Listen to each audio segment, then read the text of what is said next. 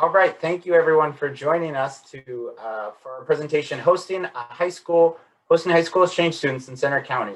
I'm William Shuey. I'm American Council's local coordinator. I'm also a Bellefonte resident. I am the Assistant Director of Sponsor Relations at Penn State in the Office of Global Programs.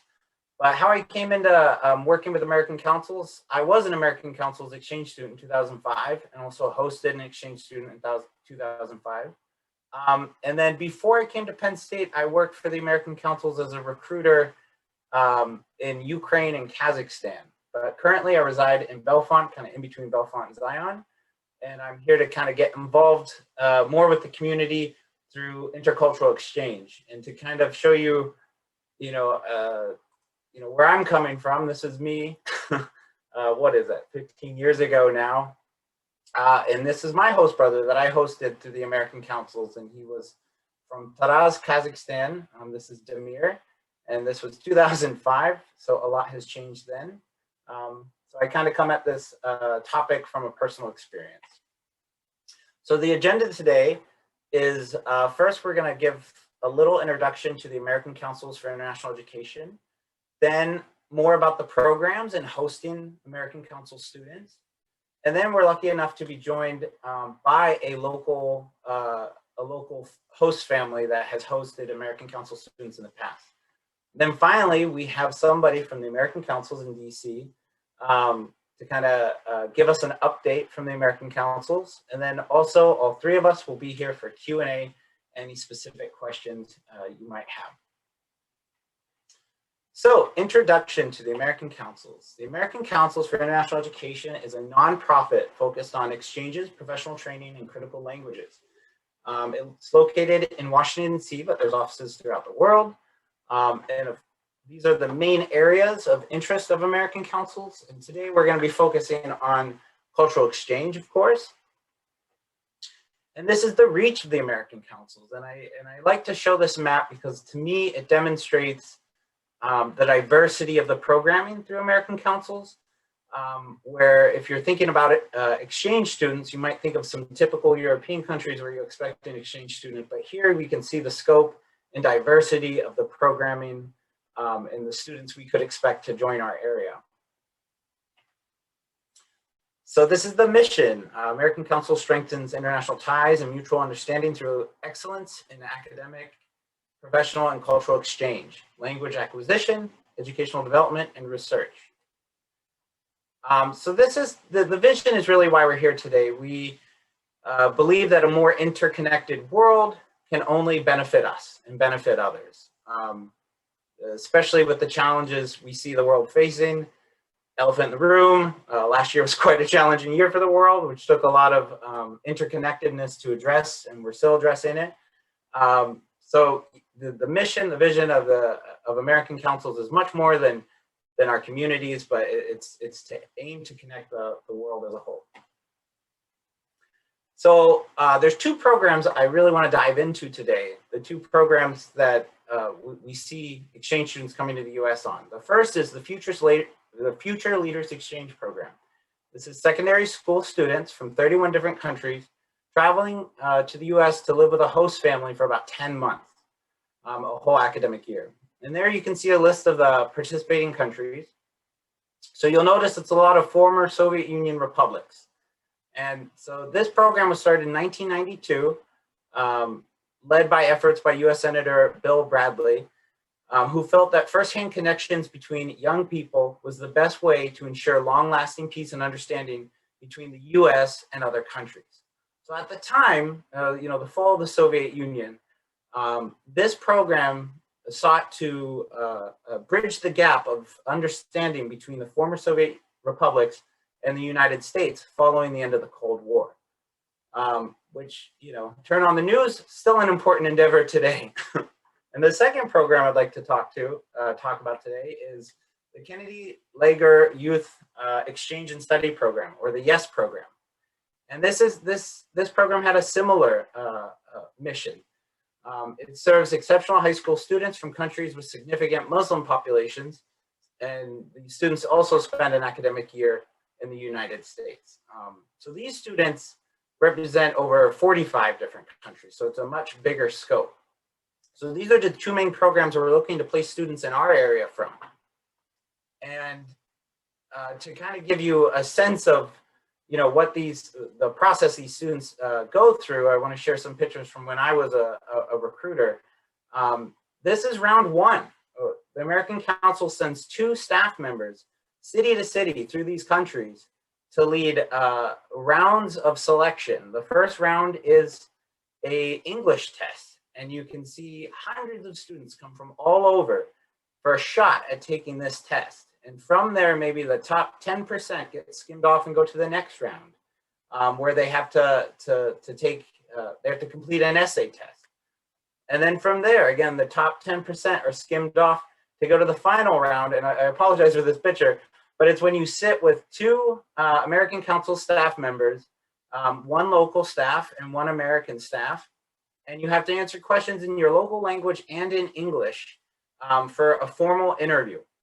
And this is my colleague and I in a school in Ukraine. We were pouting because we got a small desk. We felt we needed a, but despite the small desk, you can see this is an intimidating scene for a 15-year-old who just completed rounds of testing, showing off their English, demonstrating their writing ability, and then now they get asked questions by 2 young people evaluating their character and their ability to be a future leader of not just their country, but in the world.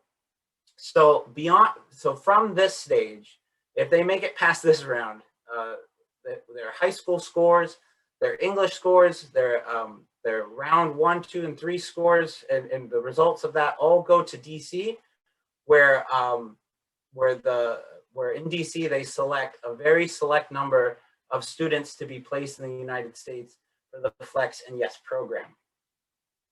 So who are the students coming to the US this year? Well, this is kind of a breakdown of the composition. And the 2 biggest chunks you can see on the right is the Flex program. They make up almost half of all the students coming this year through the American Councils. It's about 55, but I think it's a little less this year, and Lauren will probably correct me in a minute here. And then the second big half there, you'll see in this bottom left corner, is the Yes program.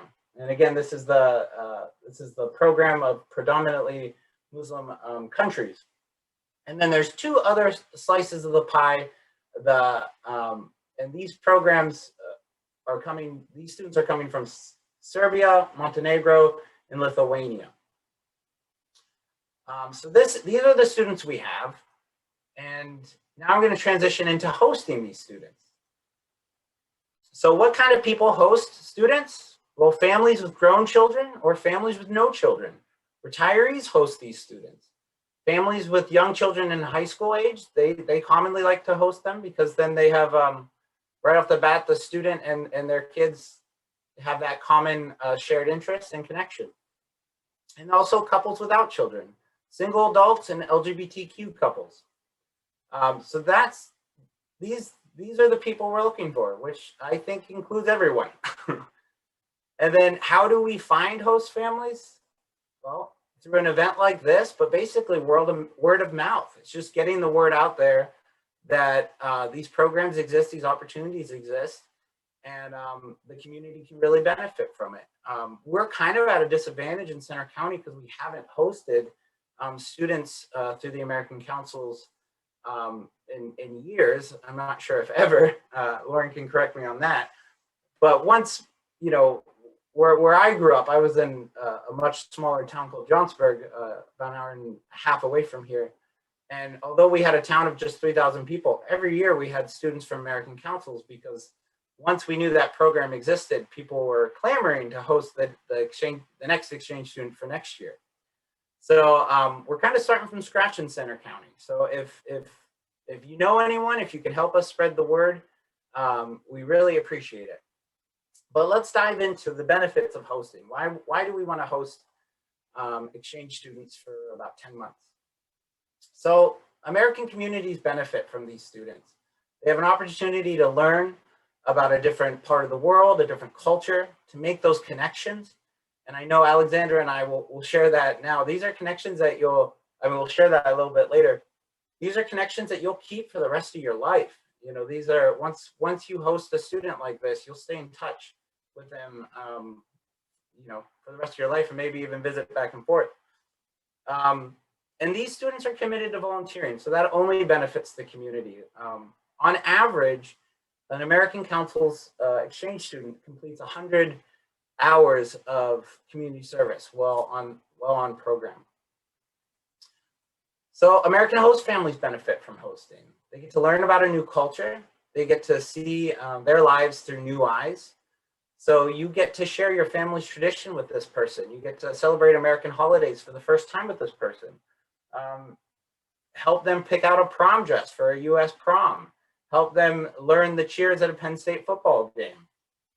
So you gain a new family member for an academic year. But then you also get the opportunity for your student to teach you about the holidays and traditions back home that they're missing out on. So together as a family, you get to really dive in deeper into American traditions, because now you're hosting someone that wants to experience a real traditional 4th of July or something like that.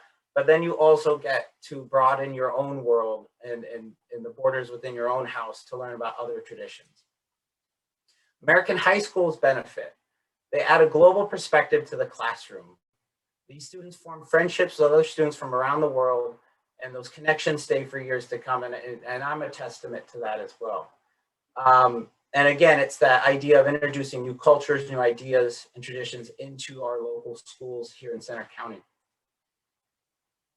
And of course, the students themselves, you know, when we say these students are selected from the best of the best, they go on to do amazing things. And some of them become leaders in industry, government, or international business. So these students really are propelled from this experience. It's life-changing for them. And there's some testimonies of some who have went through the program. And then ultimately the world benefits from more global understanding and more interconnectedness. So these are opportunities to break down stereotypes, to bridge the gap of fear or ignorance between you know, countries of where they maybe don't understand each other, or maybe don't know enough about the other country. So these are small opportunities to make the world a smaller place and a more understanding place. So how can you get involved? Well, you can host, or you can help find a host, or once we get these students here, there will be plenty of opportunities to help volunteer and do community events with these students. But more of the story, we all benefit from foreign exchange student programs. So, you know, I hope that we're going to continue the presentation here, but I hope we can kind of motivate you to be a part of what we're trying to do here in Center County. So my personal story, this was me as an exchange student on American Council Don't Judge the Hair. And then this is me just a couple years ago at a wedding with my host brother and my host mother and my little host sister, who is no longer little. So when I say that these connections last for years, they really do last for years, whether it's you going to the country to visit your student's hometown or not, or them visiting them returning to the US. And then this one's really interesting to see that, you know, even other friends will go to, this is in Kazakhstan. This is us in 2005, and this is us 10 years later in the same spot. And this is a friend of mine from my hometown that while I was in Kazakhstan, she visited me as well. So it just goes to show you that, you know, other people will be involved beyond your house, beyond your home. Other classmates will keep in touch with these students, and it will open up opportunities for them as well. And to kind of put a point on this, we're going to hear from a local host family who hosted an American Council's exchange student in 2005.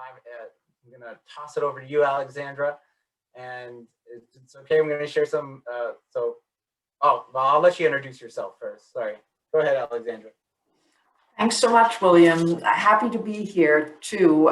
This is actually, I have to say that being invited to be here was a really great trip down memory lane because I looked at some photo albums that we had kept, and we had lived in Germany in the meantime for 10 years. So I pulled out the old photo albums from 2005 and 2006, and it's been really, really fun. And I'll go into that a little bit more. But I happen to be a colleague of Williams, and I also work in the Office of Global Programs at Penn State. So we hosted twice, and one time by complete coincidence, and this was a German student whom I haven't pictured here, through a differently funded program, who stayed with us for 6 months. But I should say, because that was so enjoyable, we said, let's engage fully, let's go in. And we ended up hosting a student through the YES program, and this was Layla from Lebanon, from Beirut, big city. And we at the time lived outside of Washington, D.C. So in comparison to Center County, it was actually moving to the suburbs of Washington, D.C. Layla was 16 at the time, turned 17 at the very end, and our sons were little. They were 3 and 5. And before, they were only 2 and 4. So you could say they really had a big sister. There was no teenage competition whatsoever. And we had a great experience both times. And that doesn't mean that if you host a teenager that you may not go through typical teenage stuff, perhaps some moodiness or something else. I don't want to deny that, but it was really a good experience for both of them. And what William just said, we are in contact with both of them to this day very closely. They're 31 and 32 nowadays, and we visited back and forth.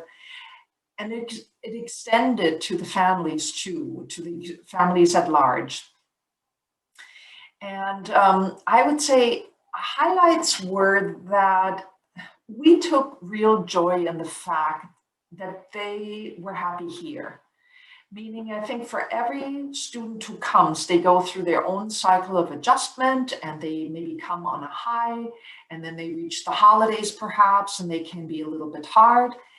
But they ended on a very high note too, and for us on a high note. And separately, our kids reach out to them nowadays. There's connection that we don't have to actually instigate anymore or instill. They found the school system and what it offered really interesting because it was so different from anything they had at home. The clubs, the sports offer, music, drama for them was something they didn't have in their own home countries. Their English is terrific, I have to say, just simply incredible. And both of them have used it in their jobs to this day. So I would say what really happened was this cycle of going through the holidays. Through here you see that we decorated, we carved pumpkins, we did all sorts of things.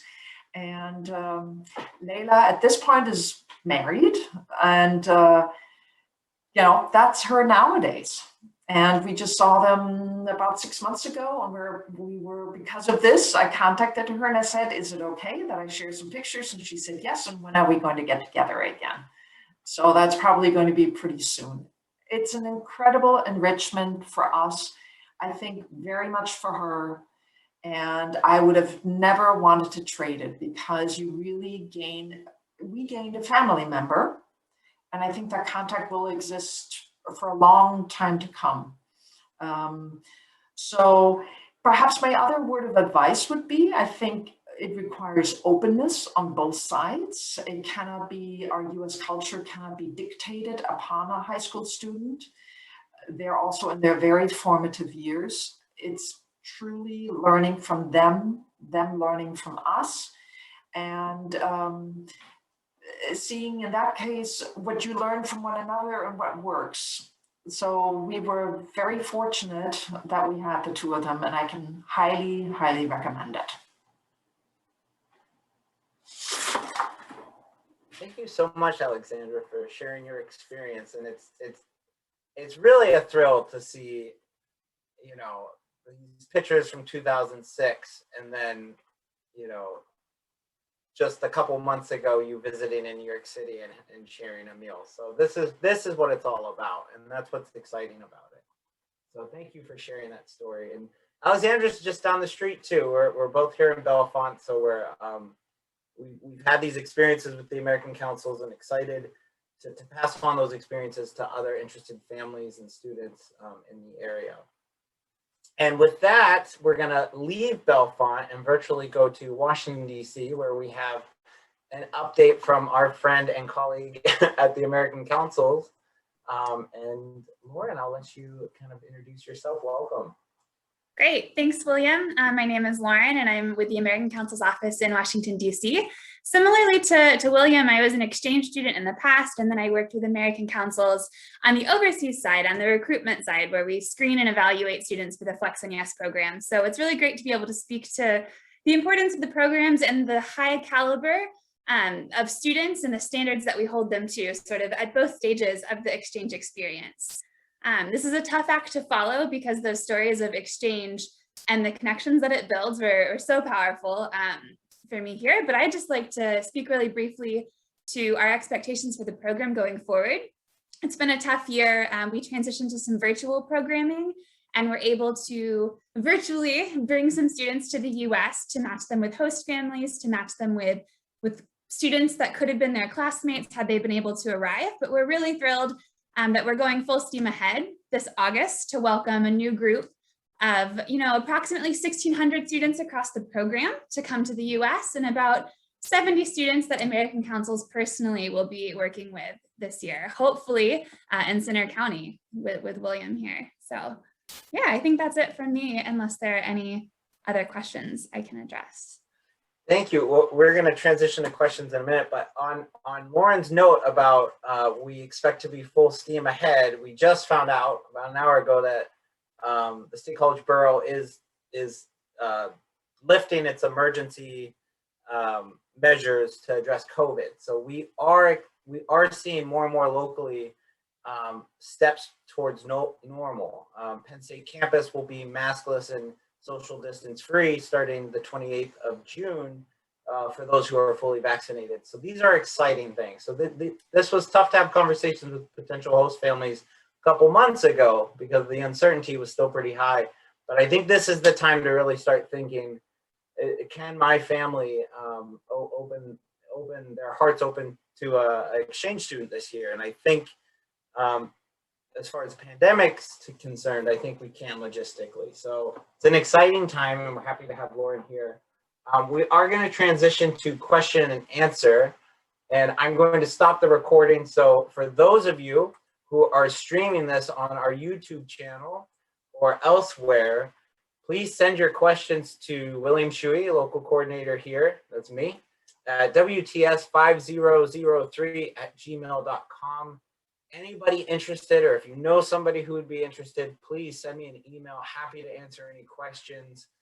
We are looking to move kind of quickly in the next couple of months. Students are getting ready to head this way to the United States, and we'd love to get some host families committed soon. Other than that, you can follow the American Councils on all your favorite social media platforms, and also the website there, inbound.americancouncils.org. So please send your questions there. And if you do have a question for Alexandra or Lauren and you're watching this recording, I will certainly get you connected with them as well. So thank you for watching this recording, and we hope to hear from you. Thank you.